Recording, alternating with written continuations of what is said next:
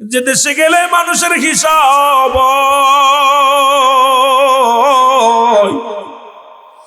যে দেশে গেলে মানুষের বিচার হয়। ইয়া রাসূলুল্লাহ, আমরা সেই দেশের যাত্রী। নবী গো, ও মায়ের নবী, আপনি আপনি কি বানাইবেন? মসজিদ বানাইবেন? আমার বাড়িটা দান করে দিলাম। আমার নবী বলেন, তুমি থাকবা কোথায়?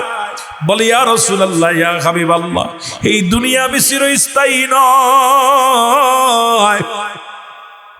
আমার আসল ঠিকানা তো আমার কবর। সুতরাং এই বাড়ির আমার প্রয়োজন নাই, এই বাড়িটা আমি আল্লাহর ঘর বানানোর জন্য দান করে দিলাম। নবীজি বলেন, সাহাবীরা, আমি জমি পাইলাম, এখন মসজিদ বানানো হবে, তোমরা কে কি পারো দাও, তাড়াতাড়ি দাও। তিন বন্ধু কোথায় যাবে? পাশে কোনো বাড়ি নাই, পাশে কোনো ঘর নাই। তিন বন্ধু চিন্তা করে কি করা যাবে, কোথায় যাব? আমার বন্ধুগণ, আমার তিন বন্ধু কোথায় পালাবে? বজ্রপাত শুরু হয়ে গেল।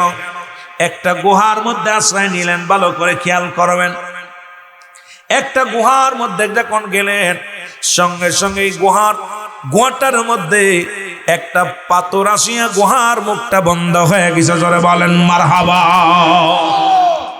যখন গুহার মুখটা বন্ধ হয়ে গেল, তিন বন্ধু চিন্তা করে, রব্বে কারীম, এখান থেকে বাঁচার কোনো উপায় নাই, এখান থেকে বারবার কোনো পথ নাই।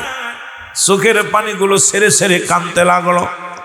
হঠাৎ এক বন্ধুর মনে পড়ে গেল, রব্বুল আলামিন, আমি তো দুনিয়ায় ভালো কর্ম করি নাই, তবে একটা ভালো কর্ম করেছি।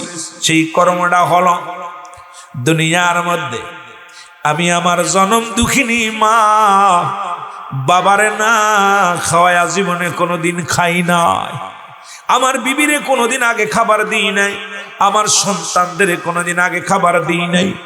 আমি বকরি দোয়ান করিয়া, দুধ দোয়ান করিয়া, গরম করে আগে আমার মা বাবারে দিতাম, মা বাবারে না খাওয়া জীবনে কোনোদিন খাই নাই।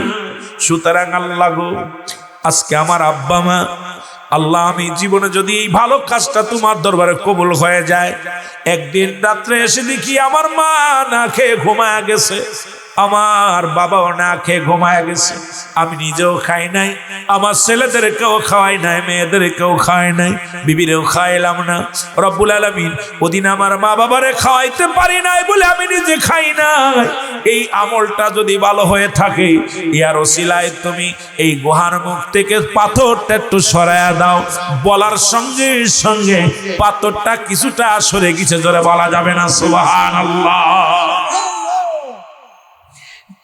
দ্বিতীয় বন্ধু বলে, আল্লাহ, আমি তো জীবনে কিছু করি নাই, ভালো একটা কর্ম করি নাই। আমার স্বাস্থ্য বোন ভালো চেহারা ছিল, অনেক সুন্দরী, তার প্রতি আমার লোভ আসলো, তাকে ভোগ করব। যখনই তার কাছে কুপ্রস্তাব দিলাম, তখন আমার বোন বলল, ভাই রে, রাজি হলো না, আল্লাহকে ভয় করার কথা বলল। তখন তা আমি কি করব? আমার বন্ধুরা আমার শুনে নাও। এরপর অভাব অনেক আসলো, আমার বোন আমার কাছে আসলো সাহায্যের জন্য। আমি বললাম, তুমি যদি আমার এই কুপ্রস্তাবে রাজি হও, তাহলে তোমার আমি সাহায্য করব। বোনটা রাজি হয়ে গেল। এর বিনিময়ে আমি কিছু সম্পদ তারে দিলাম। এবার যখন আমি এই বোনের সঙ্গে কুকর্ম করব, অন্যায় করব, ভিতর থেকে ডাকতে বলে, এ ভাই, আমি তোমাকে মোহরের দায়িত্ব দিই নাই, সুতরাং তুমি রব্বে কারিমকে ভয় করো, আল্লাহর দরবারে যেতে হবে। তখনই আমি সঙ্গে সঙ্গে লাফ দিয়ে আমার বোনের উপর থেকে উঠে পড়ি। খোদার কসম, এদিন তোমার ভয়ে আমি আমার বোনের সঙ্গে আমি অন্যায় করি না। এটা যদি ভালো কর্ম হয়, তাহলে তুমি এই গুহা থেকে আমারে বাঁচাও। সঙ্গে সঙ্গে মুসলমান গুহার মুখ থেকে পাথরের অর্ধেক অংশ সরে গেল। তৃতীয় বন্ধু বলে, আল্লাহ, আমার জীবনে ভালো কর্ম করি নাই, তবে একটা করেছিলাম, জীবনে কর্মচারী ছিল, কর্মচারীদের বেতন দিতাম। এক কর্মচারীর সঙ্গে গ্যাঞ্জাম বেঁধে গেল, উনিকে আমি দিলাম, কি করলাম, পারিশ্রমিক দিলাম, উনি নিল না, রাগ করে চলে গেল। ওই পারিশ্রমিক দিয়ে আমি কিছু বকরি কিনলাম, এখান থেকে শত শত বকরি বকরি হয়ে গেল। 2-3 বছর পরে ফিরে এসে আমার কাছে বললেন আমার সেই পারিশ্রমিক দাও। তখন আমার ওই মাঠে ওরা শত কয়েকশো বকরি হয়ে গেল। আমি বললাম এগুলো তুমি নিয়ে যাও। বললো আমি এতটা নিব না, আমার সেই পারিশ্রমিকটা দাও। বললো তোমার সেই পারিশ্রমিক দিয়ে আমি এই ছাগল কিনেছিলাম, তার থেকে এত ছাগল হয়েছে, এগুলো সব তুমি নিয়ে যাও, একটাও আমি রাখবো না, সবগুলো নিয়ে যাও। রব্বুল আলামিন সেদিন আপনার ভয়ে, ও রব্বুল আলামিন সেদিন আপনার ভয়ে আমি সব বক ছাগলগুলো তারে দিয়ে দিয়েছিলাম, একটাও রাখি নাই। যদি ভালো কর্ম হয় এর জন্য আপনি আমারে দয়া করেন। সঙ্গে সঙ্গে আমার রব্বুল আলামিন পাথরটা, পুরো পাথরটা গুহার উপর থেকে সরায় ফেললো। ও মুসলমান শুনে নাও, এই 3 বনি ইসরাইলের 3 জন বন্ধু, এই 3টা ভালো কর্মের জন্য রব্বুল আলামিন নির্ঘাত মৃত্যু থেকে তাদের বাঁচায়া দিলেন। জোরে জোরে চিল্লায় বলা যাবে না মারহাবা। তদ্রূপ আপনার আমার জীবনে যখন জাহান্নামী কবরে যখন শোয়া দিবে, এমন হতে পারে এমন একটা আমলের ওসিলায়, এমন একটা আমলের বিনিময় আল্লাহর জান্নাত পাবো, আল্লাহর নিয়ামত আল্লাহ রাব্বুল আলামিন আমাদেরকে দান করবে। আমার বন্ধুগণ আমার শুনে নাও, তদ্রূপ যেমন রাহমাতুল লিল আলামিন মক্কা থেকে মদিনায় যখন হিজরত করলেন, আইয়ুব আনসারীর বাড়ি আশ্রয় নিলেন। আইয়ুব আনসারীকে বললেন আনসারী রে, আমি একটা মসজিদ বানাইবো, আল্লাহর ঘর বানাইবো। আইয়ুব আনসারী বলে ইয়া রাসূলুল্লাহ, ইয়া হাবিবাল্লাহ, আপনি মসজিদ বানাইবেন আর কারুর বলার প্রয়োজন নাই নবী গো, আমার বাড়িটা আমি দান করে দিলাম। রাসূল আসছে দুনিয়ার মধ্যে, বলতেছিলাম নবীজি আমার এমন নবী রাহমাতুল লিল আলামিন, উম্মতের কান্ডারি নবী বলেন হায়াতে খয়রুল লাকুম, আমার হায়াতের জিন্দেগিটা আমার উম্মতের জন্য কল্যাণ স্বরূপ, আমার উম্মতের জন্য মঙ্গল স্বরূপ। কারণ এই দুনিয়ার মধ্যে আগমনটা হলো, আমি নবী আগমন করেছি, আমার উম্মতের সঙ্গে কথাবার্তা বলেছি, উম্মতের সঙ্গে চলাফেরা করেছি, উম্মতের সঙ্গে দেখা সাক্ষাৎ করেছি রে মুসলমান। এই জন্য এই নবীর শান, এই নবীর মান, এই নবীর মুসলমান শুনে নাও। আমার মুসলমান, আমার মুসলমান গভীর মনোযোগ। এই জন্য এই নবীর শান, এই নবীর মান বলে কোনোদিন শেষ করা যাবে না। ও আমার ভাইরা, আমার বন্ধুরা, আমার গভীর মনোযোগ। এই জন্য আপনাদেরকে অনুরোধ করে যাব, সেই নবীর উপরে একবার যদি কোনো ব্যক্তি দুরূদ পড়ে, নবীর উপরে একবার পড়লে 10টা গুনাহ মাফ হয়ে যায়। একবার যদি কোনো ব্যক্তি দুরূদ পড়ে 10টা গুনাহ মাফ হয়ে যায়, 10টা নেকি তার আমলনামায় লেখা হয়। ওই নবীর উপরে কোনো ব্যক্তি যদি একবার দুরূদ পড়ে, আল্লাহুম্মা সাল্লি আলা সাইয়্যিদিনা মাওলানা মুহাম্মদ, সঙ্গে সঙ্গে মুসলমান যদিও কিছু না পড়েন সাল্লাল্লাহু আলাইহি ওয়াসাল্লাম বলার সঙ্গে সঙ্গে আমার বাবারা আমার 10টা করে পুরস্কার ইয়াউমাল কিয়ামতের ময়দানে আল্লাহ দান করবে। যখন আপনি বলবেন সাল্লাল্লাহু আলাইহি ওয়াসাল্লাম, আমার বাবারা আমার সঙ্গে সঙ্গে আমার আল্লাহ খুশি হয়ে যান। বলবেন সাল্লাল্লাহু আলাইহি ওয়াসাল্লাম, আমার বাবারা আমার সঙ্গে সঙ্গে আপনার উপরে খুশি হয়ে যাবে ফেরেশতারা। যখন বলবেন দুরূদ যদি আল্লাহুম্মা সাল্লি আলা সাইয়্যিদিনা মাওলানা মুহাম্মদ, যদি নাও পারেন বলবেন সাল্লাল্লাহু আলাইহি ওয়াসাল্লাম। এইটা বলার সঙ্গে সঙ্গে আমার আল্লাহ রাব্বুল আলামিন বলেন ওই ব্যক্তির উপরে খুশি আমার নবীজি নিজেই হয়ে যাবে। আর একটু জোরে বলেন। এ মুসলমান গভীর মনোযোগ। এবার শুধু কিয়ামের বিষয় বলে বলে মুসলমান গভীর মনোযোগ। কিয়ামের বিষয় নিয়েও ও মুসলমান, তাসাউফ মুসলমান শুনে নাও, আমার মুসলমান শুনে নাও। ও যুবক বন্ধুরা আমার, এই যে আমরা নবীর সালাম জানাই কিয়াম করা, আমরা এটাও আজকে আমাদের সমাজে বন্ধ হয়ে যাচ্ছে। আমার বাবারা আমার মিলাদ তো বন্ধ হয়ে যাচ্ছে, দুরূদ শরীফ বন্ধ হয়ে যাচ্ছে। এগুলো আমাদেরকে একবারে মুসলমান কঠিন ভাবে আমাদেরকে আলোচনার মধ্যে আনতে হবে। মুসলমান শুনে নেন আমার ভাইয়েরা আমার। আবার আর একটা বিষয় নিয়ে আমি কয়েকটা বিষয়ের উপরে কথা বলবো, খুব গুরুত্ব মুনাজাতের বিষয়। এখন কয় দোয়া করা লাগবে না, জোরে কোন ঠিক কিনা? আর একটু জোরে বলেন ঠিক কিনা? ও যুবক শুনে নাও, মানুষ যদি মারা যায় ওনাদের কিতাব ফতোয়ায়ে দেওবন্দের মধ্যে মুসলমান প্রথম খণ্ড পৃষ্ঠা নাম্বার মুসলমান 24 নম্বর ফতোয়ায়ে দেওবন্দের মধ্যে লেখক হলো আল্লামা শফিক আহমেদের লেখা। এই কিতাবের মধ্যে লেখছে 5 ওয়াক্ত নামাজ আদায় করে জিয়ারত করে সর্বআলাতে আল্লাহর দরবারে 2টি হাত উঠায়া দোয়া করা হলো উত্তম মুস্তাহাব। জোরে জোরে চিল্লায় বলা যাবে না মারহাবা। এখন দোয়া করাও বন্ধ হয়ে যায়। আপনাদেরকে আমি জানা দিয়ে যাই বাবা, গভীর মনোযোগ। এই সমাজের মধ্যে আমরা সুন্নিরা কিন্তু দোয়া করি, ঠিক কিনা? দোয়া করি কি করি না? আর একটু জোরে বলেন, করি কি করি না? কিন্তু ওরা দোয়া করতে রাজি নয়, কারণ দোয়া করলে ওরা মুসলমান এই দুনিয়ার মধ্যে। শুধু তাই নয়, মুসলমান শুনে নেন আমার বাবারা, আবু দাউদ শরীফের মধ্যে 3000 মুসলমান 3199 হাদিস নাম্বার মুসলমান শুনে নেন। এরপরে মুসলমান শুনে ইবনে মাজার মধ্যে মুসলমান হাদিস নাম্বার হলো এক মুসলমান 1417 নাম্বার। যুবক শুনে নাও, হযরত আবু হুরায়রা রাদিয়াল্লাহু তাআলা থেকে বর্ণিত। এই যে এখন একটু আগে দেখলাম জানাজা পড়ে মাটি দিয়ে হলো, রাসূল সাল্লাল্লাহু আলাইহি সাল্লাম বলছেন, আবু হুরায়রা রাদিয়াল্লাহু তাআলা থেকে বর্ণিত, উনি বললেন আমার নবীজি বলছে, যখন কোন মানুষের জানাজা পড়াইবেন, জানাজার নামাজ শেষ করার পর মায়েতকে সঙ্গে সাথে সাথে মায়েতের জন্য আল্লাহর দরবারে হাত উঠায় দোয়া করার হুকুম দিছে কে? আরো যারা বলেন কে? এই যে একটাকে জানাজা পড়লাই মুনাফিকেরা শোন, এখন কয়েকজন জানাজা পড়ে দোয়া করা জায়েজ নাই। সামনে নজরে পড়ে গেল বিলে, হঠাৎ করে যখন ঢুকতেছিলাম আমি জিগাইলাম ভাই ওখানে কি? বলে একজন মানুষকে দাফন দিতেছে, জানাজা পড়াইতেছে। আমার মুসলমান গভীর মনোযোগ, আমার তোরা কোন থেকে দিস দেরি কর। আমার ভাইরা, আমার বন্ধুরা, আমার তালি বুঝা গেল যেটা বলতেছিলাম। আমার বাবারা আমার, ওই যে জানাজা পড়লো, জানাজা পড়ে দোয়া করা জায়েজ না না জায়েজ? জোরে বলেন জায়েজ কি না জায়েজ? এখন কয় দলিল নাই, দলিল যত লাগে আমাদের কাছ থেকে নিয়ে নেবেন, কারণ লাগবে, কাজে লাগবে মুসলমান। কারণ এগুলো না জানলে আপনাদের বিপদ। আপনাদেরকে সাধারণ পাবলিকের আয়া ধরবে ওই বাতিলে না, তারা বলবে দোয়া করা যাবে না, মোনাজাত করা যাবে না। যাবে না কোথায়? তোমাদের কিতাব বলে দোয়া করতে, আমাদের কিতাব নয়। তোমাদের কিতাব বলে, আগেই বলছি ফতোয়ায়ে দেওবন্দের মধ্যে প্রথম খণ্ড 24 নাম্বার পৃষ্ঠা। এরপর আবু দাউদ শরীফ থেকে বললাম, ও যুবক শুনে না, ওই আপনি মাথার মধ্যে যে দলিলগুলো শুনে নাও। এ রাসূল পাক সাল্লাল্লাহু আলাইহি সাল্লাম বয়ান করেছেন, হযরত আবু হুরায়রা রাদিয়াল্লাহু তাআলা থেকে বর্ণিত।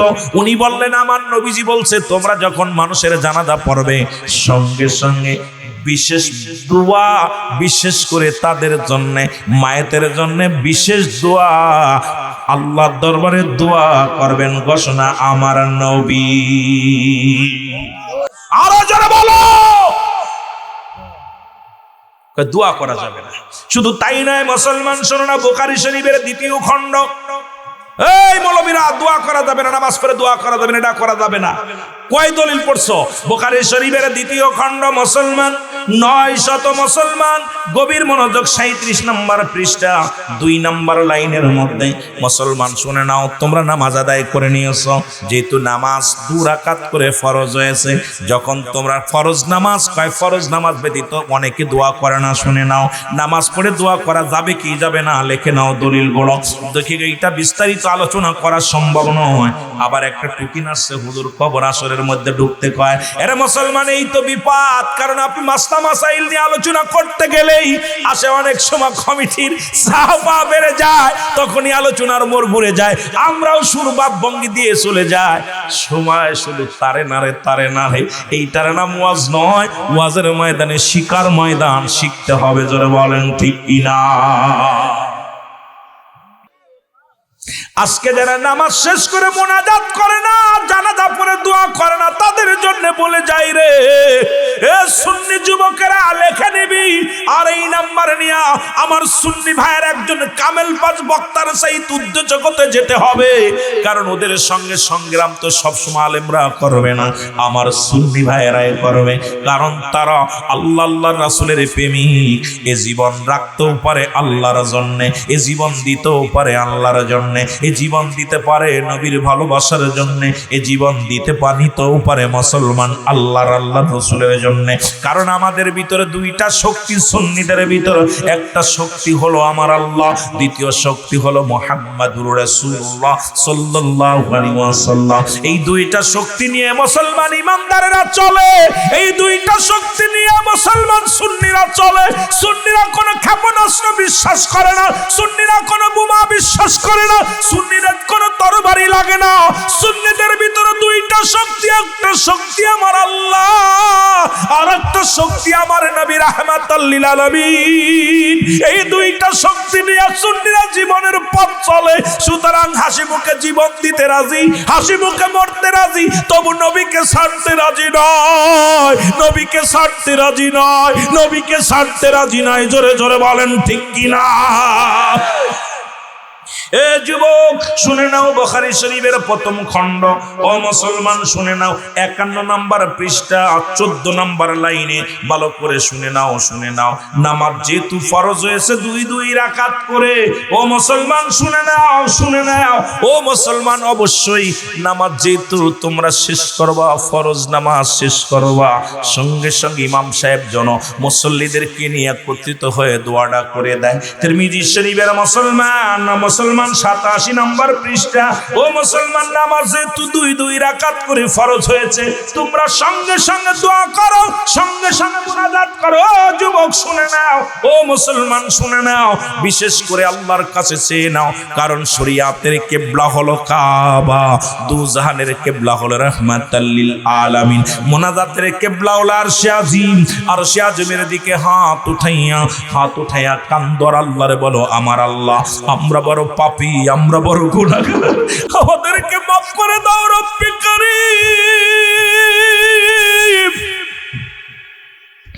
এ যুবকরা শুনে নাও, শুনে নাও। এবার কুরআনুল কারীম থেকে ভালো করে শোনো। এর সূরা মুমিনের 24 নম্বর পারা 40 নম্বর মুসলমান 40 নম্বর আয়াতের মধ্যে মুসলমান শুনে নাও, শুনে নাও। তোমরা আমার কাছে চাও, ঘোষণা হলো আমার আল্লাহ। সূরা মুমিন যারা মুখস্থ আছে পড়ো মুসলমান শুনে নাও। 24 নম্বর পারা 40 নম্বর আয়াতের মধ্যে আল্লাহ নিজেই ঘোষণা করে, তোমরা আমার কাছে চাও। ও মুনাফিকেরা, আজকে মানুষের কাছে কেন চাবি? নামাজ শেষ করে রব্বে কারীমের কাছে চা, জানাজা শেষ করে রব্বে কারীমের কাছে চা। যেমন চেয়েছিল বাবা আদম আলাইহিস সালাম, ওরে 300 বছর কান্না পর আদমের মনে পড়ে গেল। আদম বলে, রব্বানা যালামনা আনফুসানা ওয়া ইল্লাম তাগফির লানা ওয়া তারহামনা লানাকুনান্না মিনাল খাসিরিন। আমার সাথে পড়েন, রব্বানা যালামনা আনফুসানা ওয়া ইল্লাম তাগফির লানা ওয়া তারহামনা লানাকুনান্না মিনাল খাসিরিন। দেওবান লেখছেন হল আল্লামা শফিক আহমেদের লেখা, যেটা কমি অঙ্গনে পড়ানো হয়। ভালো করে লেখে নেন। যদি কোনো কমির ছাত্ররা থাকেন, গুরুরে ফোন দেন যে সিদ্দিকী সাহেব কিতাবের নাম বলল, এই কিতাবটা আসেনি। কিতাবের নাম হলো ফতোয়ায়ে দেওবান। এই কিতাবের মধ্যে প্রথম দ্বিতীয় খণ্ড 33 নম্বর পৃষ্ঠা মুসলমান শুনে নেন। কত নাম্বার? 33 নম্বর পৃষ্ঠার মধ্যে বয়ান করে লেখক হল আল্লামা শফিক আহমেদ, ফতোয়ায়ে মুসলমান দেওবান, যেটা কমি অঙ্গনে পড়ানো হয়, কমি জামাতে পড়ানো হয়। নবীর উপরে দুরূদ ও সালাম পাঠ করা বলতেছে জীবনে একবার ফরজ, একাধিকবার পড়া সুন্নাত। যত পড়বে মুস্তাহাব আমল। একটা যদি দুরূদ যদি পড়া হারাম, নাজায়েজ, বেদাত হয়, আমাদেরকে দলিল দাও। জীবনে আর কোনোদিন আমরা নবীর দুরূদ পড়ব না। জোরে জোরে চিল্লায় বলো আল্লাহু আকবার। কিতাবগুলো শুধু তাই নয়, এবার শুধু জেনে নাও, সুন্নিদের কিতাব না, সব বাতিলদের কিতাব। আমাদের কিতাব না, সব ওদের কিতাব। কিন্তু এইগুলো ওরা কেন বলে না, কেন করে না, আমার বুঝি আসে না। সরমনার পীর সাহেবের মুরিদ যারা আছেন, মরহুম ইসাক রহমাতুল্লাহ আলাইহি আমার নবীর উপরে দুরূদ পড়তেন। মুসলমান শুনে নেন, মরহুম ইসাক সাহেব রহমাতুল্লাহ আলাইহি উনি জীবনে বারবার আমার নবীরে সালাম দিতেন আর বলতেন, আমার জীবনের যত বন্দেগি করেছি কবুল হয়েছে কি হয় নাই জানি না, আমার নবীর সালাম, আমার নবীর দুরূদ পড়লাম, এটা যদি আল্লাহ কবুল করে নাই, আর খাতিরে আমি নাজাত পাবো। যারা সরমনার মুরিদ আছেন শুনে নেন, মরহুম ইসাক সাহেব উনি নবীর দুরূদ পড়েছে, মিলাদ পড়েছে, কিয়াম করেছে, অথচ তার সন্তানেরা ফয়জুল করিম, রেজাউল করিম, মুসলমান শুনে নেন, তার নাতিরা কিন্তু মিলাদ পড়ে না, দুরূদও পড়ে না। বড় কষ্ট লাগে রে মুসলমান। শুধু তাই নয় মুসলমান শুনে নাও, শামসুদ্দিন মুসলমান শামসুল হক ফরিদপুরি। ও যুবক, যিনি মামুনুল হকের বাবা, উনিও নিজে কিয়াম করেছে, দুরুদ পড়েছে। আজকে বাবারা শুনে নাও, নবীর দুরুদ দিয়া পাগল ছিল কে? শামসুল হক ফরিদপুরি, যার সন্তানেরা এখন দুরুদও পড়ে না, মিলাদু পড়ে না, কিয়ামও করে না, অথচ মুসলমান তার বাবা কিন্তু রাসূলকে সালাম দিছে, আমার নবীর দুরুদ পড়ছে। আজকে তোমাদের ভিতরে তো ঝামেলা কেন? সুন্নিরা তো নবী নবী বইলা পাগল হয়। আল্লাহ বলে ইন্না, নিশ্চয়, ইন্নাল্লাহ, আমি আল্লাহ, ইউসাল্লুনা, আমি পড়েছি, আলান নবী, আমার নবীর উপরে, ইয়া আইয়ুহাল্লাযীনা আমানু, আল্লাহ যদি বলতি ইয়া আইয়ুহান নাস, ও মানুষ সম্প্রদায়, আল্লাহ মানুষে ডাক দেন নাই, আল্লাহ ডাক দিছে ইমানদারদের, বিশ্বাসীদের ডাক দিছে। বিশ্বাসীরা তোমরা শুনে নাও, আল্লাহ বলে ইয়া আইয়ুহাল্লাযীনা আমানু, হে ঈমানদাররা, বিশ্বাসীরা, সাল্লু আলাইহি ওয়া সাল্লিমু তাসলিমা, দুরূদ ও সালাম পাঠ করো আমার নবীর উপরে। দুইটা কায়দা, একটা হলো তাসলিমান, আর একটা হলো তাজিমান। কেমনে পড়বা আল্লাহ জানিয়ে দেয়। তাসলিমান তাগিদ দিছে পড়ার জন্য, ঘোষণা আমার আল্লাহর। যারা গ্রামার পারো, যারা কোরআন পড়ো, যারা তা মুসলমান, যারা গ্রামার বুঝবা, তারা ভালো করে মেমোরির মধ্যে লাগাইবা। আমি সিদ্দিকের দলিল না, দলিল হলো আমার আল্লাহর। আল্লাহ কয় তাসলিমান, তাগিদ দিছে পড়ার জন্য। কেমনে পড়বে? তাজিমান, সম্মানের সঙ্গে। যার উপরে দুরূদ পড়ে আমার আল্লাহ, যার উপরে দুরূদ পড়ে ফেরেশতারা, যার উপরে দুরূদ পড়ে ফেরেশতা কুল সমস্ত মাখলুকাত, আর সেই নবীরে বাদ দিয়া অন্য নবীর প্রশংসা করো, বড় কষ্ট লাগে। জোরে জোরে চিল্লায় বলো ঠিক কিনা, আর একটু জোরে বলো ঠিক কিনা। এ মুসলমান শুনে নাও, শুনে নাও, এই নাসাই শরীফের প্রথম খণ্ড, মুসলমান 145 নম্বর পৃষ্ঠা, 4 নম্বর লাইনের মধ্যে, লাইন নাম্বার বলে দিলাম মুসলমান, নাসাই শরীফের মধ্যে 145 নম্বর পৃষ্ঠা, মুসলমান 4 নম্বর লাইনের মধ্যে এই দুরূদটা, আল্লাহুম্মা সাল্লি আলা সাইয়্যিদিনা মাওলানা মুহাম্মদ ওয়া আলা আলি সাইয়্যিদিনা মাওলানা মুহাম্মদ। আমরা যে দুরূদ পড়ি, শাফিআনা মুহাম্মদ, আনা শব্দের অর্থ আমি, এনা শব্দের অর্থ উনি। এখানে ঝামেলার কারণে উলামায়ে কেরাম এটাকে সূরা করে বলেছে, তোমরা আনা বলো না, আপনি নবীরে পার করতে পারবেন না। শাফিআনা, নবী, আমি নবীরে পার করব, আর শাফিআনা, নবী আমাকে পার করবে। সুতরাং এই পৃথিবীর মধ্যে আমরা সবাই নবীর গোলাম, নবী আমাদেরকে পার করবে। জোরে বলেন ঠিক কিনা, আর একটু জোরে বলো ঠিক কিনা। এ বন্ধুগণ আমার, শুধু বড় কষ্ট লাগে আজকে দুরূদটা নিয়ে, এই মিলাদ নিয়ে ঝামেলা সারা বাংলাদেশে। আমি সবাইকে বলি, আসো আমরা বসি এক জায়গা। যদি আমাদের দুরূদ না থাকে, আমাদের মিলাদ না থাকে, যেটা মিলাদ শব্দের অর্থই জন্ম বৃত্তান্ত, নবীর দুরূদ যদি, এই দুরূদ যদি না থাকে, তুমি একাধিকবার দুরূদ পড়ো, একাধিক প্রকার পড়ো, কোনো ঝামেলা নাই, কষ্ট নাই। কষ্ট হলো ওখানে যেখানে আমার নবীকে মাইনাস করে অন্য নবীর প্রশংসা করো, তখনই কষ্ট লাগে, তখনই কষ্ট লাগে। তুমি মুসলমান, দুরূদ আসলে মিলাদের কোথায়? তুমি নিয়ে আসলা কোথায়? মুসলমান নামাজের দুরূদাই না দিলা, চাচার কবর কনে, চাচি কান্দে কনে, দুরূদ হলো কোথায়? মিলাদের দলিল নিয়ে আসলা তুমি কোথায়? নামাজের মধ্যে, নামাজের দলিল আল্লাহ, নামাজের মধ্যে। এগুলো চলবে না, চলবে না, চলবে না, চলবে না। জোরে বলেন মারহাবা। আমার বাবারা, আমার বন্ধুরা, আমার সাহাবীরা কি করলেন? যার যা ছিল মুসলমান সব নিয়ে হাজির হয়ে গেলেন, আমার নবীর কদমের মধ্যে দিলেন। যাদের 2টা গাছ ছিল, একটা কেটে আনলেন, খাজুরের ডাল কেটে আনলেন, মাটি আনলেন, আনিয়া নবীর সঙ্গে সহযোগিতা করিয়া একটা মসজিদ বানাইলেন। তদ্রূপ আমার মুসলমান আজকে এই উত্তর সুরমা জমিনের মধ্যে আল্লাহর ঘর হবে। আল্লাহর ঘরের জন্য আপনাদের কাছে হাত পাত মেরে মুসলমান কেউ যেন খালি হাতে না ফিরে যায়। প্রয়োজন হলে 1 বস্তা সিমেন্ট দিয়ে যাবেন, একটা মাটি দিয়ে যাবেন। এক মুসলমান না পারলে এই প্রয়োজনে নিজে গা খেটে একদিন আপনি জোগালে দিবেন, একদিন কাজ করে দিবেন, তবু আল্লাহর জন্য এই জমিনটা আল্লাহর, আপনিও আল্লাহর, এই জমিনের মালিক আমার আল্লাহ, এই জমিনটা নিয়ে যাবে আমার আল্লাহ। সেই রব্বুল আলামিনকে খুশি করার জন্য অল্প সময় আমি আপনাদেরকে অনুরোধ করব, এই মসজিদের জন্য কোন দরদি বান্দা আছেন এই মসজিদের জন্য দান করার জন্য মহব্বতের সঙ্গে দুরূদ শরীফ পড়েন আল্লাহুম্মা।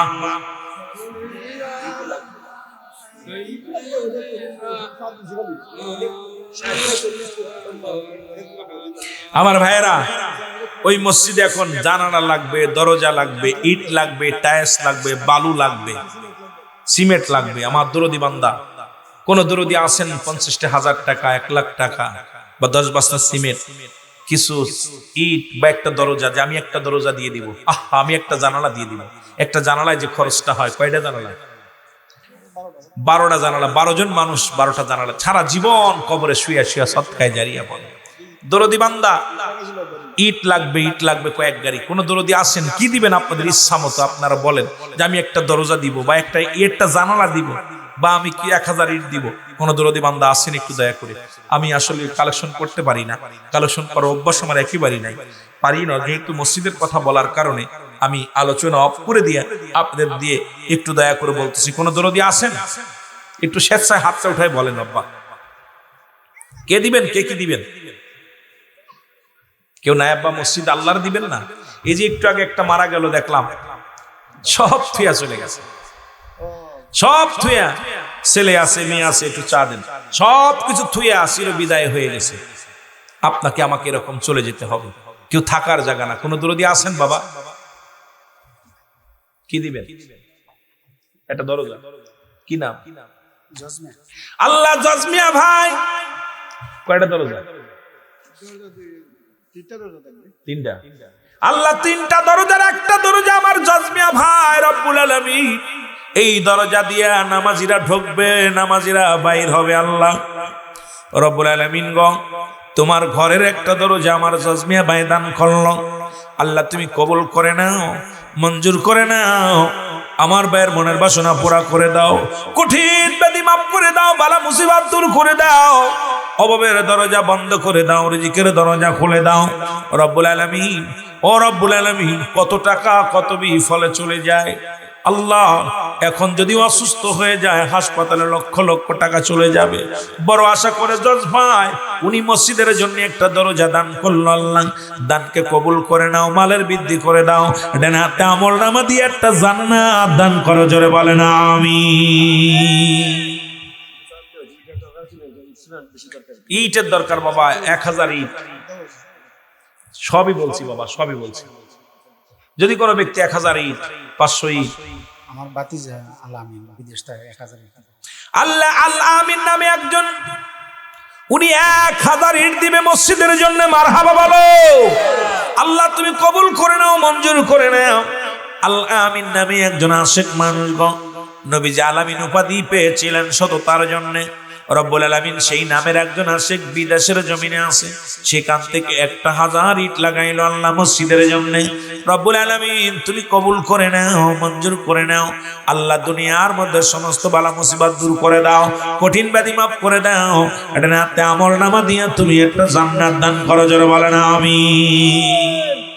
আর কে আছেন 10,000 টাকা, 5,000 টাকা, ব্যাগ গাড়ি বা 500 ইট, এ ভাই 10 বস্তা সিমেন্ট, একটা জানালা, একটা দরজা, যা লাগবে একটু দিবেন বাবা, একটু হাতে উঠাই বলেন। যখন কাজ শুরু হবে দিবেন। দিয়া নিয়ত করার সঙ্গে সঙ্গে সব লেখা শুরু হয়ে গেছে আপনাদের।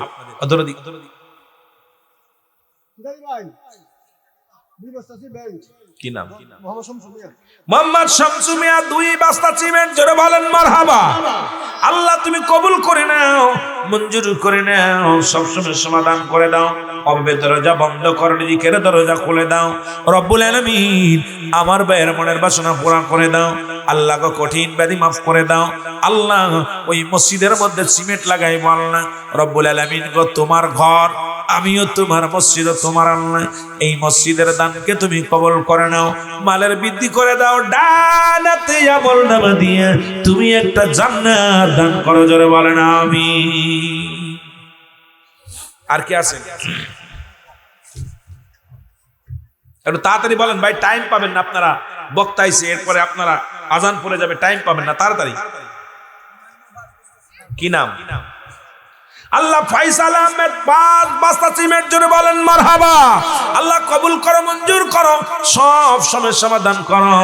আল্লাহ আমার ফয়সাল ভাই পাক পাঞ্জাতনের নামে 5 বস্তা সিমেন্ট দান করেছেন। আব্বা মা থাকলে হায়াতের মধ্যে বরকত দান করে দাও, দুনিয়া থেকে বিদায় হয়ে গেলে কবরখানে জান্নাতের বাগান বানিয়ে দাও, কঠিন ব্যাধি মাফ করে দাও, বালা মুসিবত দূর করে দাও, সব সমস্যার সমাধান করে দাও। ডানাতে আমলনামা দিয়ে একটা জান্নাত দান করো, জোরে বলেন আমিন।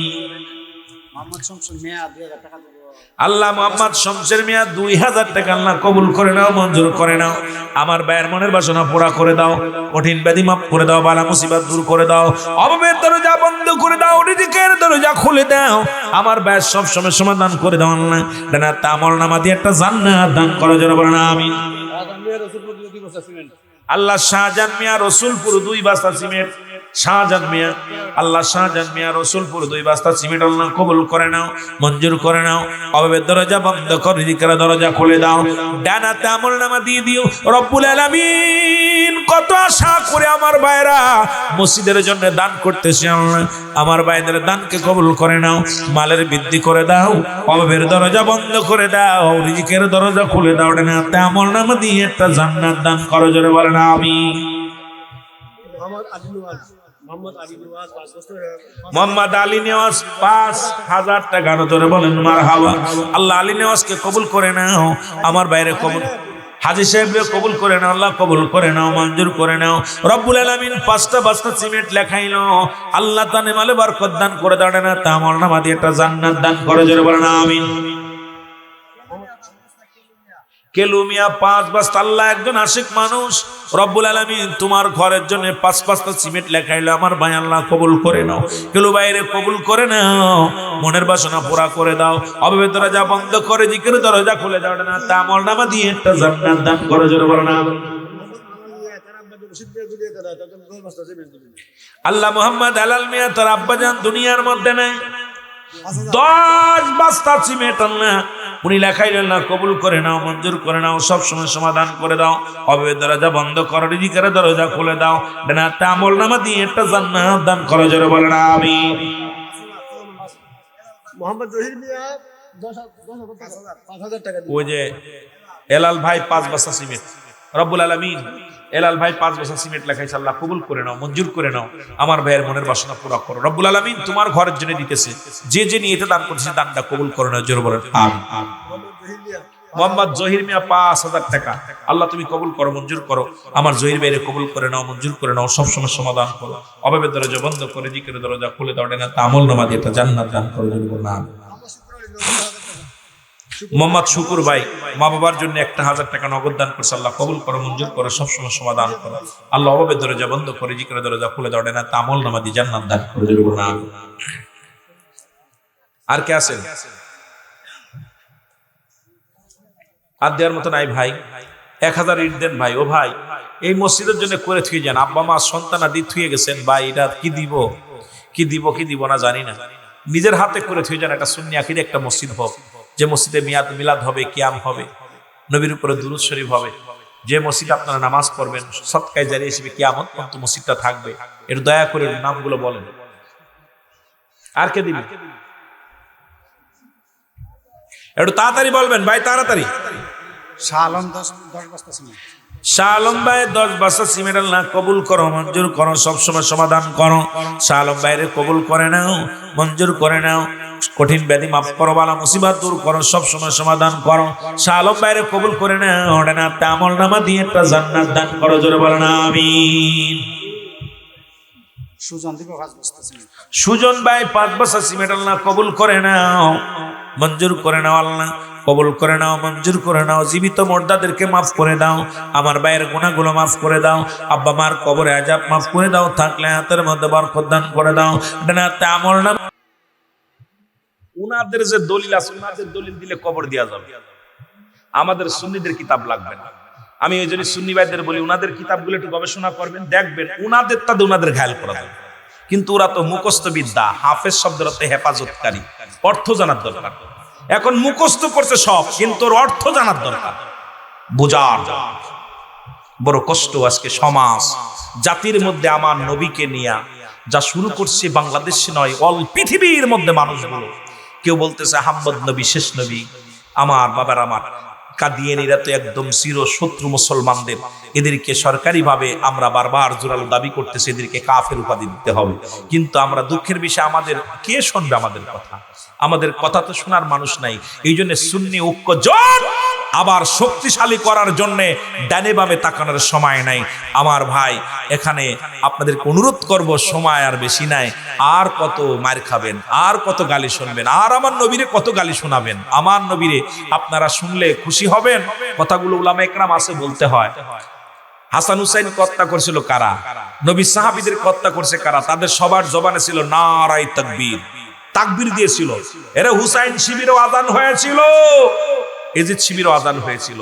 কিন্তু নারায়ে রিসালাত বলে একটা মানুষের বাড়ি ঘর দূর পুরাইছে, নারায়ে রিসালাত বলে একটা মানুষকে পুরাইছে, নারায়ে রিসালাত করে কোন মানুষকে হত্যা করেছে, প্রমাণ পৃথিবীর ইতিহাসে কেউ দেখাইতে পারবে না। কিন্তু দুইটা জবান, ওরাও মুসলমান আমরাও মুসলমান। কারণ নারায়ে রিসালাতের সৈনিক যারা, এরা একটা পিপিলিকা মারতে ভয় পায়, এরা মানুষকে কষ্ট দিতে ভয় পায়, এরা আল্লাহ আল্লাহ রাসূলকে ভালোবাসে, জীবনের চাইতে অধিক পরিমাণ অন্য মুসলিমকে ভালোবাসে।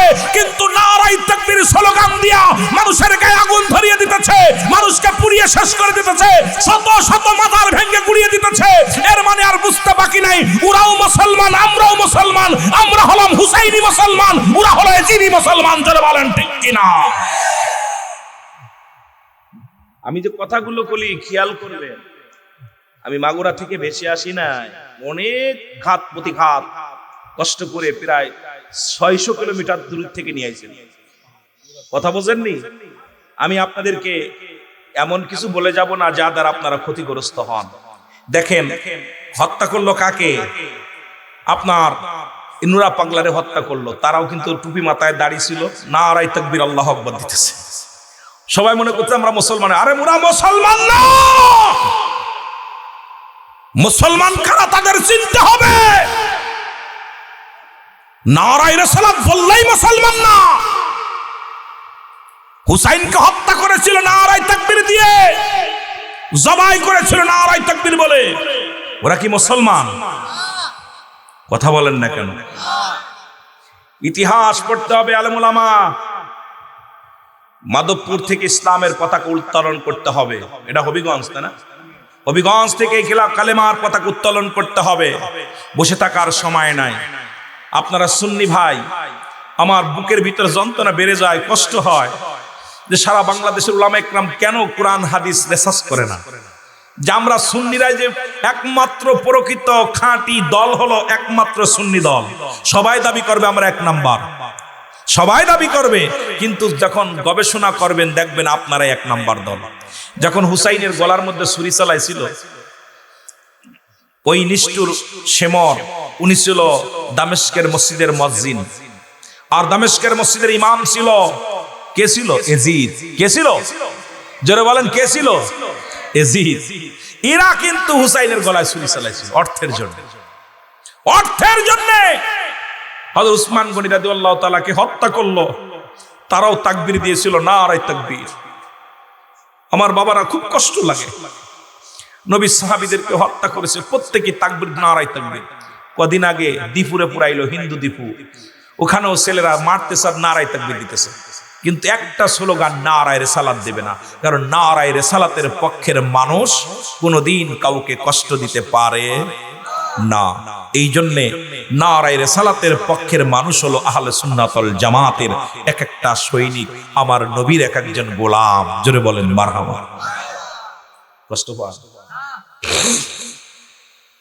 আমার ভাইরা, আমার বন্ধুরা, আমার এই কয় নামাজ ফরজ নামাজ পড়ে মুনাজাত করা জায়েজ নাই। আমার বাবারা আমার, এরপরে বলে জানাজা পড়ে দোয়া করা জায়েজ নাই। বুখারী শরীফ, বুখারী শরীফ ভালো করে নে, বুখারী শরীফের 2য় খণ্ড 937 নম্বর পৃষ্ঠা 2 নম্বর কলম।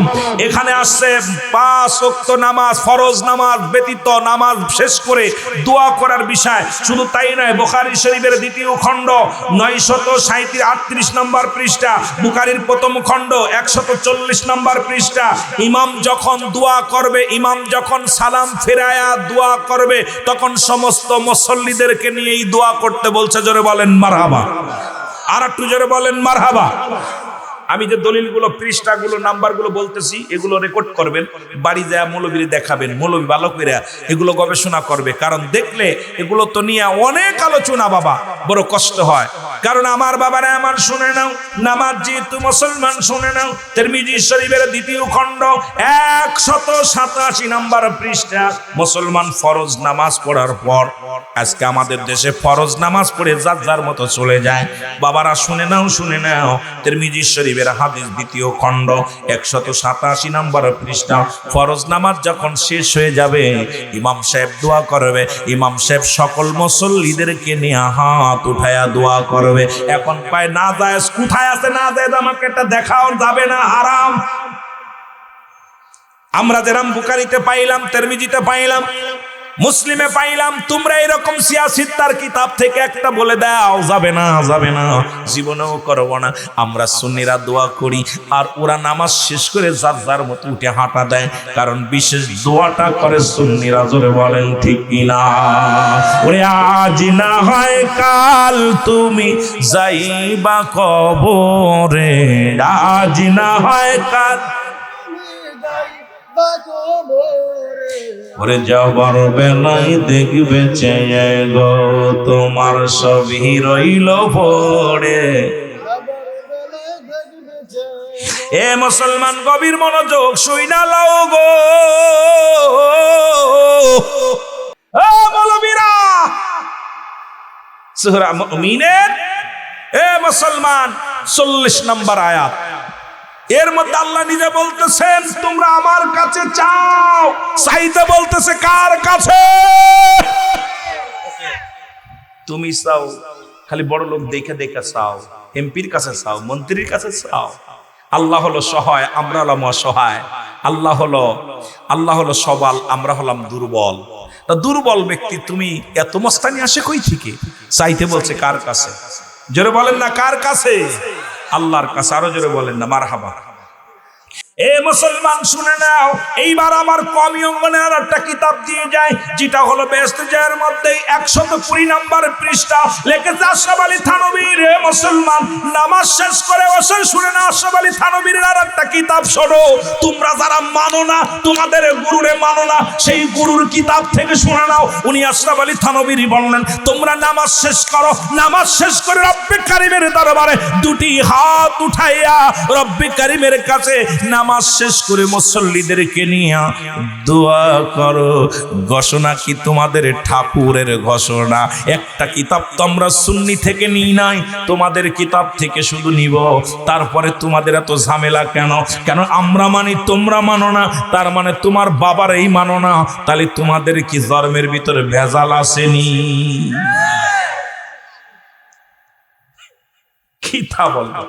এখন এই দলিল দিতে গেলে তো মনে হচ্ছিলাম আজকে একটু দলিল দিব, শুধু সব বিষয় নিয়ে আজকে যেগুলো সুন্নিদের একান্ত প্রয়োজন, মিলাদ, কিয়াম, নূর, এই মোটামুটি অনেকগুলো দরকার মাটি, যেগুলো একান্ত প্রয়োজন। আমার মন চায় শুধু যে ঘন্টার পর ঘন্টা এইটা নিয়ে আলোচনা করি, কারণ আমার যুবক ভাইদের সুন্নিদের শিখাইতে হবে।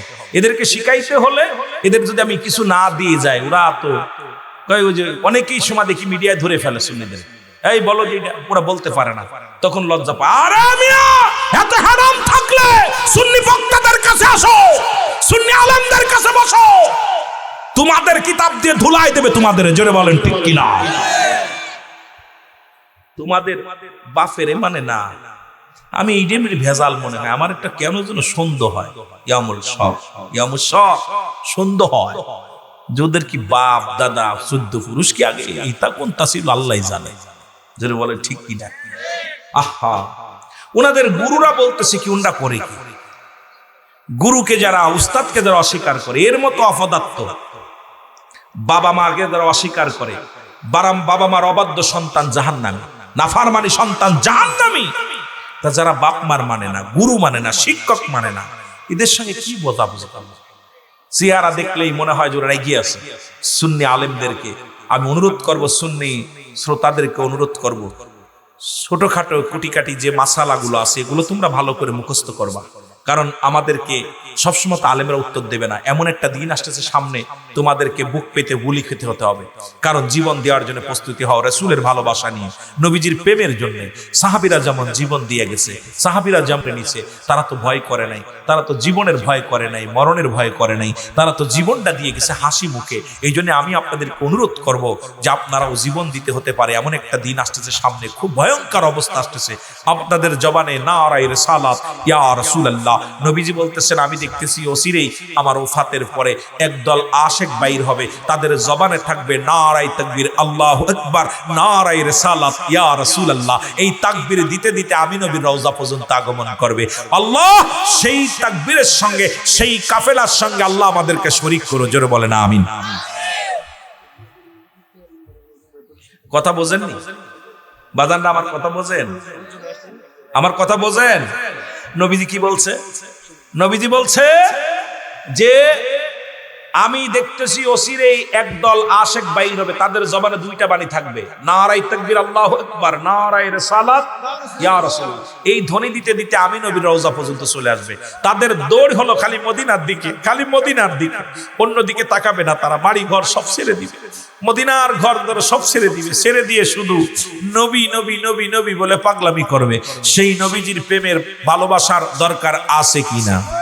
সেই নবীজির প্রেম ভালোবাসা যার অন্তরে যতটুক, তার ঈমান বলতে ততটুক। নবীজির প্রেম ভালোবাসা যার অন্তরে নাই, তার ঈমান বলতে কিচ্ছু নাই। জোরে জোরে বলেন ঠিক কিনা? ওরে আমি যদি যাই গো মারা, আমি যদি যাই গো মারা বিদেশের মাটিতে, লাশটায় আমার পৌঁছাই দিও মায়েরি কলেতে। ওরে লাশটায় আমার, আরো জোরে বল, লাশটায় আমার পৌঁছাই দিও। এ আমার ভাইরা, আমার বন্ধুরা, আমার সুতরাং তোমাদেরকে বলে যায় মানুষের তিনটা বিপদ। ও মুসলমান, মসজিদ, কবর, হাসর নিয়ে আলোচনা। মারহাবা বলেন না? তিনটা বিপদ। নাম্বার 1 হলো মানুষের মরণ, নাম্বার 2 হলো কবর, নাম্বার 3 হলো কিয়ামতের ময়দান। তিনটা বিপদ। জোরে বলেন মারহাবা। আলোচনা খুব ধৈর্য সহকারে আমরা কথাগুলো শুনি। আল্লাহর রাস্তে মসজিদ কার ঘর? জোরে বলেন কার? রাসূলুল্লাহ বলছেন, বুখারীর একটা হাদিস, বুখারীর একটা হাদিস, হাদিস নাম্বার হলো সম্ভবত ৯৬৫২ নাম্বার, সম্ভবত হাদিস নাম্বার। এখানে হযরত উমর রাদিয়াল্লাহু তাআলার ছেলে আব্দুল্লাহ এই হাদিসটা বর্ণনা করতেছেন। বনি ইসরাইলে নবীজি বলতেছিলেন তিনজন যুবক রাসূলে পাক সাল্লাল্লাহু আলাইহি সাল্লাম করে দিয়েছিলেন। আইসা মারহাবা বলেন। খেয়াল করেন, অল্প একটু কথা বলেই আমি অন্যদিকে যাব। ও যে আসে আসুক, একটু আস্তে সাবধান। আমার বাবারা আমার, কয়জন যুবক? জোরে বলেন কয়জন? তিনজন যুবক।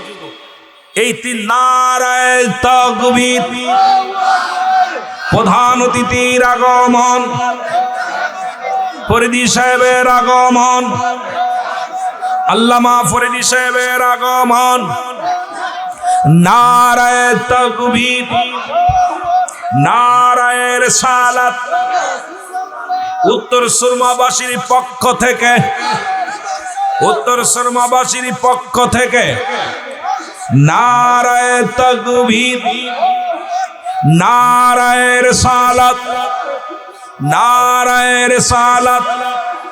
এ অতিথি এ মহান, আহলান সাহালান। এ অতিথি এ মহান, জোরে বলেন, এ অতিথি এ মহান। নারায়ে তাকবীর, নারায়ে তাকবীর। আলহামদুলিল্লাহ, আমাদের প্রধান বক্তা আপনাদের মাঝে আগমন করছে। মজার আলোচনা শুনতে পারবেন। হুজুর সুন্দর আলোচনা করেন, অনেক সুন্দর আলোচনা করেন। আলোচনাগুলো প্রাণ ভরে আপনারা শুনবেন। তিন বন্ধু রাসূল পাক সাল্লাল্লাহু আলাইহি ওয়াসাল্লাম তিন বন্ধুর গল্প বললেন। তিন বন্ধু যাইতেছিল, পাহাড়ি অঞ্চল দিয়ে যাইতেছিল। হঠাৎ, খুব খেয়াল করবেন, হঠাৎ করে প্রচন্ড ঝড় তুফান শুরু হয়ে গেল। এমন ভাবে ঝড় তুফান শুরু হয়ে গেল, বন্ধুগণ আমার,